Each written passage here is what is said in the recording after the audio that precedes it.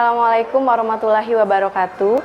Perkenalkan, saya Fenty Yunistika, NPM B1A016093. Di sini saya akan menjelaskan materi mengenai klausula baku dalam mata kuliah Kapita Selekta Hukum Perdata yang diampu oleh Bapak Edi Tiawarman SH.M. Hum. Sebelum kita masuk ke pengertian klausula baku, kita harus tahu dulu apa itu arti kata klausula dan baku. Istilah klausula dalam Kamus Besar Bahasa Indonesia merupakan ketentuan tersendiri dari suatu perjanjian yang salah satu pokok atau pasalnya memperluas dan membatasi. Sedangkan arti kata baku atau standar dapat diartikan sebagai tolak ukur yang dipakai sebagai patokan.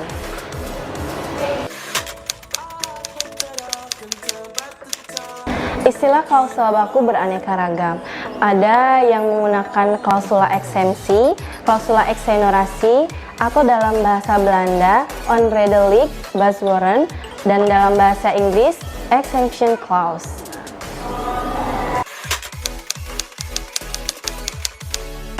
Nah, baiklah, kita masuk ke pengertian klausula baku. Pengertian klausula baku berdasarkan pasal 1 angka 10 Undang-Undang Nomor 8 Tahun 1999 adalah setiap aturan atau ketentuan dan syarat-syarat yang telah dipersiapkan dan ditetapkan terlebih dahulu secara sepihak oleh pelaku usaha yang dituangkan dalam suatu dokumen dan atau perjanjian yang mengikat dan wajib dipatuhi oleh konsumen.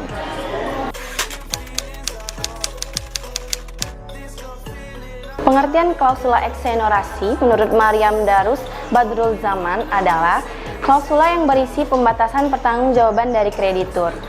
Tujuan utama klausula eksenorasi adalah mencegah pihak konsumen menggunakan kepentingan pengusaha. Klausula baku dilarang menurut undang-undang. Undang-Undang Nomor 8 Tahun 1999 tentang Perlindungan Konsumen menetapkan bahwa klausula baku yang dituangkan dalam suatu dokumen dan atau perjanjian bagi pelaku usaha apabila dalam pencantumannya mengandung unsur-unsur atau pernyataan sebagai berikut. Nah, yang pertama, pengalihan tanggung jawab dari pelaku usaha kepada konsumen.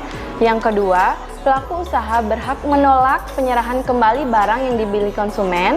Yang ketiga, pelaku usaha berhak menolak penyerahan uang yang dibayarkan atas barang atau jasa yang dibeli oleh konsumen. Yang keempat, pemberian kuasa dari konsumen kepada pelaku usaha baik secara langsung maupun tidak langsung untuk melakukan segala tindakan sepihak yang berkaitan dengan barang yang dibeli secara angsuran. Yang kelima, mengatur perihal pembuktian atas hilangnya kegunaan barang atau pemanfaatan jasa yang dibeli konsumen. Yang keenam, memberi hak kepada pelaku usaha untuk mengurangi manfaat jasa atau mengurangi harta kekayaan konsumen yang menjadi objek jual beli jasa. Yang ketujuh, tunduknya konsumen kepada peraturan yang berupa aturan baru, tambahan atau lanjutan dan atau pengubahan lanjutan yang dibuat secara sepihak oleh pelaku usaha dalam masa konsumen memanfaatkan jasa yang dibelinya. Yang terakhir, yang kedelapan, konsumen memberi kuasa kepada pelaku usaha untuk pembebanan hak tanggungan, hak jaminan terhadap barang yang dibeli oleh konsumen secara angsuran.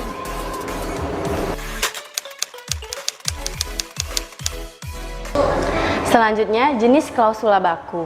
Dilihat dari isinya, terdapat 3 jenis klausula baku, yaitu yang pertama, pengangguran atau penghapusan tanggung jawab terhadap akibat-akibat hukum, misalnya ganti rugi atau wan prestasi.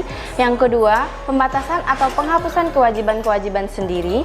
Yang ketiga, penciptaan kewajiban-kewajiban yang kemudian dibebankan kepada salah satu pihak, misalnya memberi ganti rugi kepada pihak ketiga yang terbukti mengalami kerugian.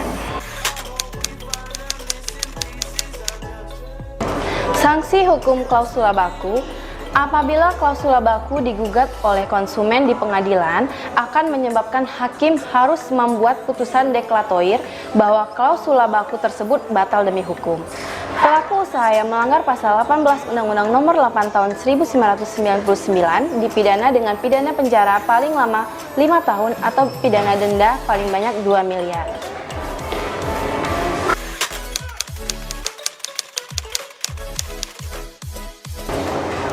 Lawan klausula baku dengan jihad sosial.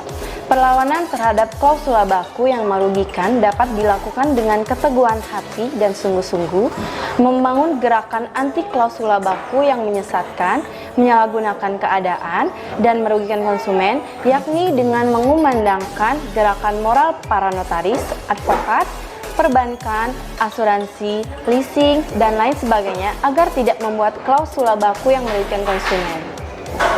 Di sisi lain, juga melakukan gerakan kepada Badan Perlindungan Konsumen atau BPKN, Badan Penyelesaian Sengketa Konsumen atau BPSK, dan Lembaga Perlindungan Konsumen Swadaya Masyarakat atau LPKSM untuk benar-benar melaksanakan tugas dan fungsinya, melakukan pengawasan dan penindakan terhadap klausula baku. Nah, itulah tadi penjelasan dari saya mengenai klausula baku. Semoga dapat dipahami dan bermanfaat. Wassalamualaikum warahmatullahi wabarakatuh.